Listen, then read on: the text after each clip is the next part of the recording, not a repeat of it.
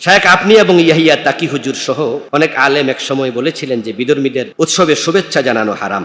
আচ্ছা, এই বিষয়ে কি বলবেন? মাসালার জায়গাতে আছে, এটা চেঞ্জ হবে না, কারণ শিরকের ক্ষেত্রে আমরা কখনো নমনীয় হব না। শিরক কখনো প্রমোট করা যাবে না। হিন্দুদের যে পূজা হয়, সে পূজা যারা যায়, পূজা যারা করে, তারা কি জান্নাতমুখী না জাহান্নামমুখী? তো যারা জাহান্নামের দিকে যাচ্ছে তাদেরকে অভিনন্দন জানানো যায় নাকি ফিরাইয়া রাখার চেষ্টা করতে হবে? এটা হলো দাওয়াহ।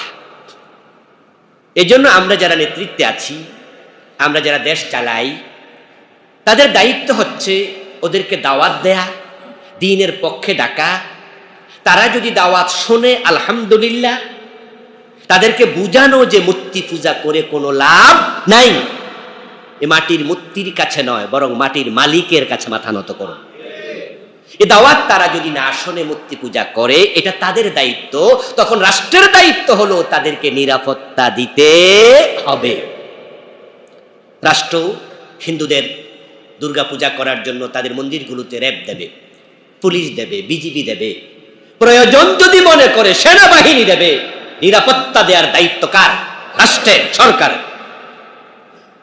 ইসলাম চাপিয়ে দেয়া যাবে না। কিন্তু যেহেতু এটা শিরকের অনুষ্ঠান, এজন্য আমরা তাদেরকে ধন্যবাদ দেব না, শুভেচ্ছা দেব না, তাদেরকে বলবো না যে আপনাকে ধন্যবাদ। কারণ যেহেতু মূর্তি পূজা করা কি নিষেধ, এই কাজে তাদেরকে ধন্যবাদ দিলে তাহলে তো মনে হচ্ছে যেন বিষয়টা একটা নর্মাল বিষয়। হ্যাঁ, যদি আমাদের নেতারা কেউ হয়তো মনে করেন যে বাংলাদেশকে নিয়ে তো অনেক ট্রাম্প কার্ড খেলে, গুটি চালে, এদেশের হিন্দুদেরকে, এদেশের যারা বৌদ্ধ আছে, খ্রিস্টান আছে, ওদেরকে তারা দাবার গুটির মতো ব্যবহার করে, তাদেরকে বুঝা যে ইসলাম ক্ষমতায় আসলে তোমরা বাংলাদেশে থাকতে পারবা না, ইসলামী দল ক্ষমতায় আসলে তোমাদের মূর্তি পূজা আর করতে পারবা না। তার বাস্তব প্রমাণ হলো গতকালকে আমেরিকাতে, আমেরিকা নাকি লন্ডনে, আমাদের নিজুম মজুমদার বাংলাদেশি একজন ভাই আছে, হিন্দু নাকি মুসলমান আল্লাহ জানে, তার নাম আপনারা শুনেছেন? তার একটি সাক্ষাৎকার আমি আজকে দেখেছি। সে বলতেছে 5ই অগাস্টের পরে বাংলাদেশ থেকে মিলিয়ন মিলিয়ন হিন্দু ভয়ে ইন্ডিয়া চলে গেছে। বাংলাদেশে হিন্দুদের থাকার কোনো পরিবেশ নাই। ডক্টর কামালের সরকার হিন্দুদেরকে মাইরে ফেলতেছে। এ কথা কি সত্য না মিথ্যা? সবাই একটু বলুন, সত্য না মিথ্যা? কোন হিন্দুকে আমরা মারছি, দৌড়াইছি? বরং তারা নিরাপদে আছে কিনা? কিন্তু এই কথাগুলো কেন বলে? এই কথাগুলো বলে বুঝায় বহির্বিশ্বকে যে বাংলাদেশ ইসলামী শক্তির উত্থান হতে পারবে না। ঠিক এর বিপরীতে গিয়ে আমাদের কোন নেতারা হয়তো বলে ফেলেন যে হিন্দুদেরকে আমরা নিরাপত্তা দেব। এই কথা বলতে গিয়ে শুভেচ্ছার প্রসঙ্গটাও চলে আসছে। কিন্তু আমরা বলবো যে না, মাসালার জায়গায় থাকবে। আমরা মানুষ হিসাবে কখনো কখনো আমাদের মুখ দিয়ে ভুল কথাও বের হয়ে যেতে পারে। যখন আমি বুঝবো যে এটা আমার ঠিক হয় নাই, তখন আল্লাহর কাছে ফিরে এসে আবার নতুন করে সিদ্ধান্ত নিয়ে ভালো জীবন যাপন করার সুযোগ আছে না নাই? সুযোগ আছে। এই জন্য আমরা কোন মুসলমান কখনো ভবিষ্যতে কমপক্ষে মূর্তি পূজার ব্যাপারে আমরা অভিনন্দন শুভেচ্ছা জানাবো না, তবে নিরাপত্তা দেব। আপনার সাভারে কোনো মন্দিরে কেউ হামলা করতে পারে এমন গোপন খবর যদি আপনারা শোনেন, ওই মন্দির পাহারা দেওয়ার জন্য প্রয়োজনে আপনি নিজে লাঠি হাতে নিয়ে চলে যাবেন। প্রবলেমটা এখানেই। ইমাম হোসাইনকে আমরা কেউ কি ক্ষমতার লোভী বলে কোনোদিন অভিযুক্ত করেছি? কারণ তিনি জানতেন যে এই চেয়ারে যে বসবে তার চরিত্র পাবলিকের মাঝে ট্রান্সফার হবে, এক্সপ্রেড হবে। আন্নাসু আলা দীনি মুলুকিহিম, নেতা হয় যেমন, পাবলিক হয় তেমন।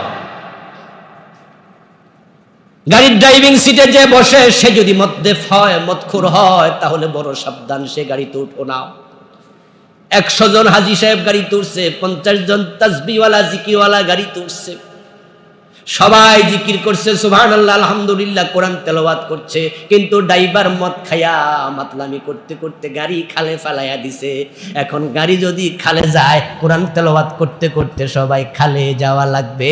এই জন্য ড্রাইভিং সিটে মদখোর বসতে পারে না। যেই ড্রাইভার মদ খায় তার গাড়িতে ওঠো না।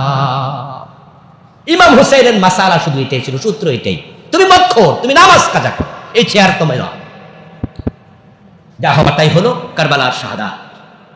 ইমাম হুসাইন যদি জাতীয় জালেমের বিরুদ্ধে মাথা তুলে শাহাদাত বরণ করতে পারে, 54 বছর বাংলাদেশ যারা চালাইছে, প্রধানমন্ত্রী হইয়া, এমপি হইয়া, মন্ত্রী হইয়া, প্রেসিডেন্ট হইয়া, উনাদের চরিত্র কি ইমাম হুসাইনের সাথে মিলে না ইয়াজিদের সাথে মিলে? সেখানে 5 ওয়াক্ত নামাজি কয়জন আছে? মদ খায় না কয়জন আছে? 300 এমপির মাঝে মদ খায় না কয়জন বলতে পারবেন? কয়জন বলবে বুক হাত দেবে মদ খাই নেই, আমি 5 ওয়াক্ত নামাজ পড়ি? বরং সেখানে আমি তো মনে করি অর্ধেকের বেশি তারা উল্টাপাল্টা চলে। এই জন্য হোসাইনের মতো হওয়া লাগবে। আমরা নবীর জীবন থেকে শিক্ষা নিয়ে আজকে বাড়িতে ফিরতে চাই। ইমাম হোসাইনের মতো কোরআনের পক্ষে কথা বলে প্রয়োজনে আমরা জীবন দিতে রাজি হয়ে যাবো ইনশাআল্লাহ। দেশের পরিবর্তন আসবে ইনশাআল্লাহ। নবীজি বলছেন, যারা আমাকে অনুসরণ করে কানা মাই ফিল জান্নাহ, তারা জান্নাতে আমার সাথে থাকবে। আল্লাহ তাআলা নবী মুহাম্মদ সাল্লাল্লাহু আলাইহি সাল্লামের জীবন থেকে শিক্ষা নিয়ে ইসলামকে বুকে ধারণ করে বাস্তব জীবনে লালন করে সমাজে কায়েম করে আমাদের সকলকে মরার তৌফিক দাও, বলেন আমিন। হাযা মা ইনদি ওয়াল ইলমু ইনদাল্লাহ আলাইহি তাওয়াক্কালতু ওয়া ইলাইহি উনীব। প্রিয় ভাইরা, 1-2টা প্রশ্ন আছে, তারপরে ইনশাআল্লাহ আমরা সংক্ষিপ্ত দোয়া করে বিদায় নেব। কি প্রশ্ন উত্তর দেব?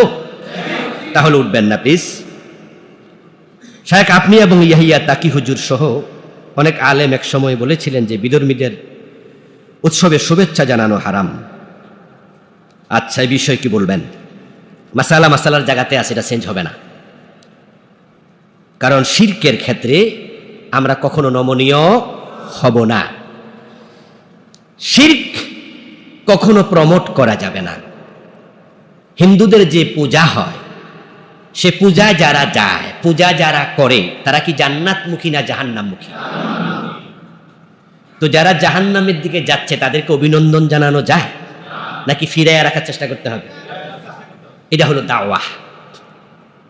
এজন্য আমরা যারা নেতৃত্বে আছি, আমরা যারা দেশ চালাই, তাদের দায়িত্ব হচ্ছে ওদেরকে দাওয়াত দেয়া, দ্বীনের পক্ষে ডাকা। তারা যদি দাওয়াত শোনে আলহামদুলিল্লাহ, তাদেরকে বুঝানো যে মূর্তি পূজা করে কোনো লাভ নাই, এ মাটির মূর্তির কাছে নয়, বরং মাটির মালিকের কাছে মাথা নত করো। এ দাওয়াত তারা যদি না শোনে, মূর্তি পূজা করে, এটা তাদের দায়িত্ব। তখন রাষ্ট্রের দায়িত্ব হলো তাদেরকে নিরাপত্তা দিতে।